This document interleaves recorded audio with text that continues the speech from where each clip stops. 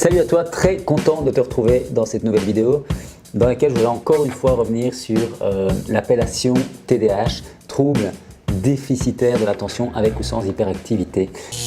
Trouble déficitaire, déficit ça veut dire qu'il manque quelque chose pour que ton attention puisse avoir un fonctionnement normal et finalement être un outil qui te soit efficace au quotidien. Eh bien, j'ai envie de partir de l'hypothèse inverse. Plutôt que de dire il manque quelque chose, on pourrait partir du fait que ben non, il y a peut-être quelque chose en trop. Alors on voit tout de suite ensemble ce que ça pourrait être, ce petit quelque chose en trop.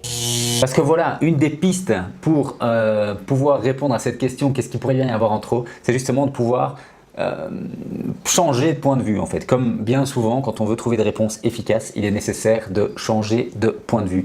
Alors voilà.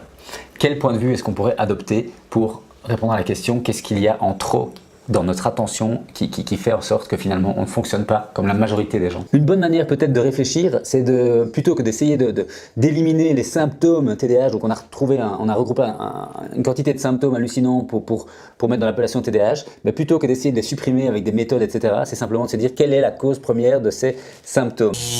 Qu'est-ce qui fait la distraction d'un TDA ou d'un TDAH ? C'est-à-dire finalement que là où on appelle un trouble déficitaire de l'attention, moi je verrais plutôt un trouble du surplus de l'attention ou un trouble d'excédent d'attention, c'est-à-dire qu'en fait l'attention elle est là, elle n'est pas en déficit, elle est bien là et c'est le problème, c'est qu'elle est là sur des choses qui sont peut-être pas très intéressantes ou pas utiles de porter notre attention en ce moment. Mais par contre, le déficit d'attention, j'y crois pas du tout. J'ai l'impression même que c'est plutôt l'inverse. Parce que quand je regarde par exemple mes enfants au quotidien, quand j'observe mes enfants au quotidien d'une manière attentive, c'est-à-dire que je regarde vraiment comment ils réagissent aux stimuli de la vie, mais en fait je peux observer effectivement de la distraction, de la maladresse, du papillonnage, mais aussi de la curiosité, une curiosité qui est incessante, de la pertinence dans leur relance et dans leur questionnement, et parfois aussi un peu d'impulsivité à vouloir faire les choses très très vite. Par exemple, si on reprend au niveau des 5 sens, quand on voit dans le livre de Christelle Petit-Colin, elle exprime clairement qu'il y a une espèce d'hypersensibilité. Donc finalement, c'est la piste de l'hypersensibilité qui ferait un cerveau surefficient. Hypersensibilité par rapport d'abord à nos 5 sens. Nos 5 sens, je ne sais pas si toi tu as ça aussi, mais moi par exemple, il y a des sons qui me sont de plus en plus insupportables. Et avec l'âge, c'est de pis en pis. Il y a des choses que je ne supporte plus. J'ai de plus en plus une énorme envie d'aller me mettre au fin fond de la campagne, là où je n'aurai pas de voisins, où je n'entendrai pas l'autoroute, les voitures et tous ces sons finalement qui viennent t'agresser. Alors, justement, si on prend l'auditif, mes enfants par exemple, eh bien, ils entendent tout. C'est-à-dire que tu n'es pas dans la même pièce qu'eux et tu te parles tout seul et tu te dis tiens, mais qu'est-ce que je vais bien pouvoir faire à manger aujourd'hui? Et tu parles en chuchotant, tu n'es pas en train de crier, tu vois. Eh bien, tout d'un coup, à l'autre bout d'une pièce d'à côté, on entend des pâtes. Donc ça veut dire qu'en fait, il a entendu ce que je me chuchotais à moi-même et au milieu de son activité où il est en train de se faire un monde de Playmobil où des guépards attaquent des girafes, il prend cette information qu'il a entendue et il y répond avec son impulsivité naturelle, des pâtes. Donc qu'est-ce que je vais bien pouvoir faire manger aujourd'hui? J'ai la réponse, des pâtes. Et donc voilà, ça c'est typiquement encore quelque chose qui me fait dire que le trouble déficitaire de l'attention, non, l'attention elle est portée là sur un son qui vient de loin, qui aurait pu être complètement éliminé par la plupart des cerveaux, par la plupart des gens qui fonctionnent finalement normalement. Ils auraient éliminé simplement ce son parce qu'en fait dans leur cadre de jeu du Playmobil avec les guépards qui attaquent les girafes, il n'y avait pas d'intérêt à venir rajouter ce qu'on va manger avec l'heure du repas. Eh bien, quelqu'un qui a un cerveau surefficient a effectivement cette capacité d'aller chercher ces petites informations. Alors ça c'est pour l'audition. Maintenant dans le sens, il n'y a pas que l'audition évidemment, il y a la vue qui joue un rôle prédominant. La plupart des gens ont un mode de fonctionnement visuel et c'est ce qui peut expliquer le fait que parfois les gens parlent vite, c'est que le mode de fonctionnement est visuel, le cerveau se fait des images et le débit de parole a du mal à suivre, essaye finalement de décrire les images qu'il voit, mais ça va beaucoup plus vite là-dedans que là-dedans, et donc voilà, c'est ce qui fait que les gens essayent parfois de parler vite. Donc quand tu entends quelqu'un qui parle vite, certainement qu'il a un mode de fonctionnement aussi visuel. Donc le visuel, tout ce que tu vois, tous ces signaux que tu vois, ces couleurs, l'oiseau qui passe, le rayon de soleil, le détail que peut-être l'autre n'a pas vu, le trou dans la chemise, tout ça en fait, c'est aussi de l'attention spécifique qui va chercher des détails comme ça, une somme de détails. Donc de nouveau, le trouble déficit de l'attention, c'est pour moi une mauvaise appellation. Si tu prends le toucher, eh bien, je ne sais pas si toi ça t'arrive, mais par exemple moi je me souviens très bien, quand j'étais petit, ma mère essayait systématiquement de me mettre des pulls à col roulé. Alors pour moi les cols roulés c'était rédhibitoire, j'avais toujours ce réflexe de déglutition. Dès que j'ai quelque chose qui arrive ici au niveau de mon cou, je ne supporte pas ça, donc je n'ai jamais pu mettre de col roulé. Et donc ça, typiquement, c'est une espèce d'hypersensibilité aussi au toucher. Alors moi, le toucher dans cette zone-là, c'est pas possible, quoi. Je n'ai pas besoin d'avoir quelque chose là. Il y a plein de gens qui mettent des cols roulés sans avoir aucun problème. Si on prend aussi par exemple le goût, et je reviens par exemple sur un exemple des enfants par rapport à ça. Un de leurs plats préférés, ça va être les pâtes carbonara. J'ai une recette qui est ma recette des pâtes carbonara. Il se fait que parfois, il manque des ingrédients pour cette recette. Eh bien, essaye de changer une épice par une autre dans un plat de carbonara et tu vas te retrouver immédiatement avec la remarque « Tiens, papa, les pâtes ne sont pas comme d'habitude ». Et donc, ça non plus, ça ne passe pas inaperçu. Donc, de nouveau, l'attention n'est pas un problème de déficit, c'est plus l'inverse, c'est un surplus attentionnel qui fait qu'on est attentif à tout le temps et qui fait que ça en fait ça fatigue énormément.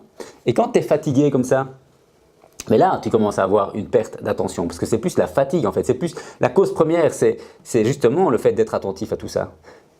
Et l'effet de cette cause, les conséquences de cette cause, c'est que ta fatigue attentionnelle, elle est là parce qu'à un moment tu vas porter ton attention sur une somme de 1000 petites choses et qu'au moment où il faut se mettre à concentrer ton attention sur quelque chose de précis, là ça devient compliqué.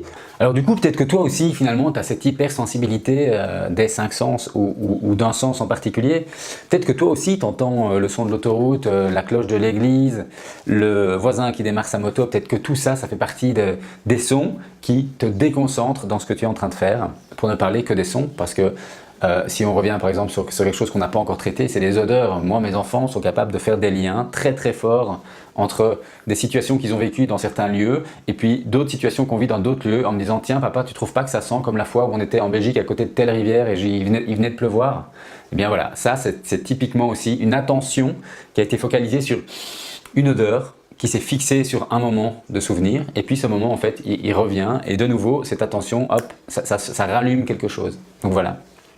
Donc peut-être que toi aussi tu as cette hypersensibilité des 5 sens. Eh bien il y a moyen en fait, d'abord en ayant conscience de ça, il y a moyen de se créer un environnement qui est plus favorable finalement à qui tu es, puisque si tu es sensible et si tu te sens agressé par des sons, par des odeurs, par du toucher ou même par des choses que tu manges, etc. et qui t'agressent finalement physiquement, mais tu peux changer ton environnement. Tu peux, maintenant que tu en as conscience, comment modifier un petit peu cet environnement et mettre chez toi des couleurs qui te plaisent et donc finalement chouchouter ta vue, chouchouter ton audition en disant que peut-être si tu as besoin de vivre un peu plus à l'écart des brouhahas de la ville ou quoi. Et d'ailleurs pour revenir sur l'audition, il y a quelque chose que je voudrais aussi parler parce que j'ai remarqué ça, c'est qu'il y a des sons qui me sont totalement insupportables et donc je vais à la campagne, mais à la campagne il y a aussi des sons qui sont très importants. Par exemple tu prends le chant d'un coq à 5 h du matin, mais oui, ça me réveille, je dors avec la fenêtre ouverte, donc ce truc me réveille.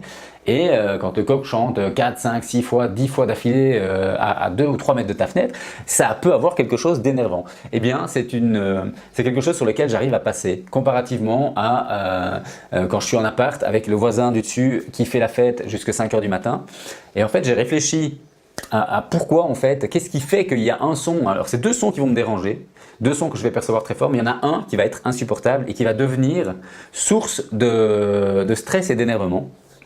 Et bien en fait j'ai trouvé comme réponse à ça que peut-être en fait quand le son il est légitime, c'est-à-dire qu'un coq à la campagne c'est légitime, le coq c'est sa vie à lui de se lever le matin, de prévenir tout le monde pour dire attention c'est le matin, c'est l'aube, le jour va se lever. Il y a quelque chose de légitime à ça. Tandis que le voisin lui directement tu te dis mais en fait comment ça se fait que ce gars n'est pas capable finalement de se mettre un peu en empathie avec les autres autour de lui et de se dire mais je ne peux pas écouter de la musique à fond comme ça jusqu'à 5 h du matin sans prendre conscience que j'ai des voisins. Et donc ça n'est plus légitime et donc ta perception du son par rapport au fait qu'il est légitime ou pas fait aussi beaucoup sur le fait que tu vas l'accepter, que tu vas pouvoir vivre avec ou bien que ça va devenir quelque chose qui est totalement insupportable pour toi. En dehors de la légitimité des nuisances qui peuvent t'accabler, tu as un autre moyen d'agir là-dessus aussi, c'est le fait que tu peux agir là-dessus mentalement. Par exemple, pour redonner de la légitimité au gars qui est en train de faire du marteau-pique à 7 h du matin alors que c'est ton seul jour de récupération de la semaine et que c'est peut-être le jour où tu peux te lever à 10 h ou à 11 h et que tu as eu une énorme semaine. Eh bien non, à 7 h du matin, aujourd'hui, il y a ce gars qui vient faire du marteau-piqueur juste devant chez toi. Eh bien ce son est insupportable, ce son n'est pas légitime à la base, c'est pas comme le coq qui est au milieu de sa campagne. Hein. Eh bien en fait, le rendre légitime mentalement, c'est-à-dire que faire croire à ton cerveau que finalement ce son il est peut-être légitime. Ce gars d'abord il fait pas ça par passion hein, de faire du marteau-pique, probablement qu'on lui a demandé. Deuxièmement, c'est pas sûr que toi qui es dans ton lit en train d'essayer de dormir et puis lui finalement qui est déjà dehors en train d'affronter les aléas climatiques et en plus les vibrations de la machine. Donc voilà, quand tu compares ces deux situations-là, et puis que tu te dis aussi que probablement que s'il fait du marteau-pique dans ma rue, c'est que peut-être je vais avoir une nouvelle place de parking ou qu'il va y avoir finalement un nouveau trottoir ou quelque chose qui va améliorer un peu mon environnement. Mais en fait, quand tu rends ce son légitime, tu vas voir que ton cerveau, qu'à l'intérieur du cerveau, c'est un peu comme si tu tournais le bouton du volume de ce son et que tu puisses minimiser finalement ce son.